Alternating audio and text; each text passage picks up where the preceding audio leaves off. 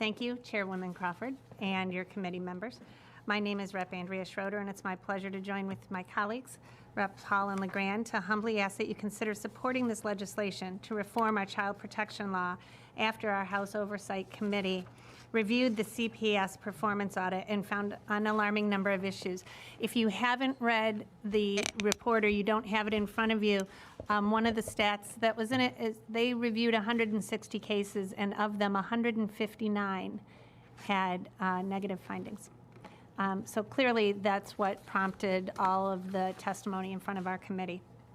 As you're aware from Chair Hall's testimony, there are systemic issues with CPS that we must correct as soon as possible to protect our most vulnerable population, our abused and neglected kids.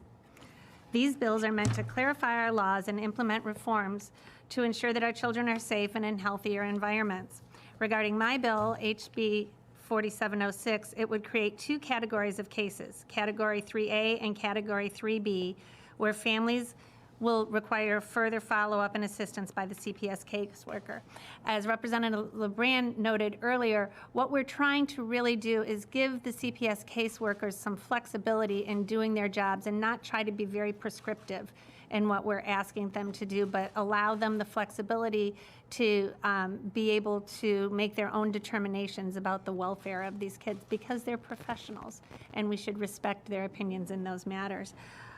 The difference between a 3A and a 3B is that a Category 3A is not allowed to be closed until the caseworker has confirmed and verified documentation proving that the family has utilized community-based services to better protect the child's well-being. Category 3B are for less probable cases where the risk to the child is lower than 3A, but the family still needs some services. After providing that assistance, the CPS caseworker can close the case as they see fit. They can make that determination. Splitting Category 3 into two separate follow-up actions will give the CPS caseworkers flexibility depending on the level of risk, while still requiring them to help the family receive local services to guarantee the safety of the child or the children that are in the household.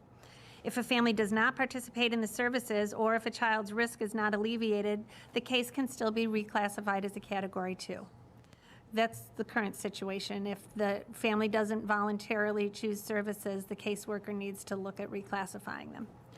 As legislatures and CPS workers, we can all agree that protecting our children is the #1 priority here, and ensuring that CPS has the proper tools and guidelines to do so is imperative.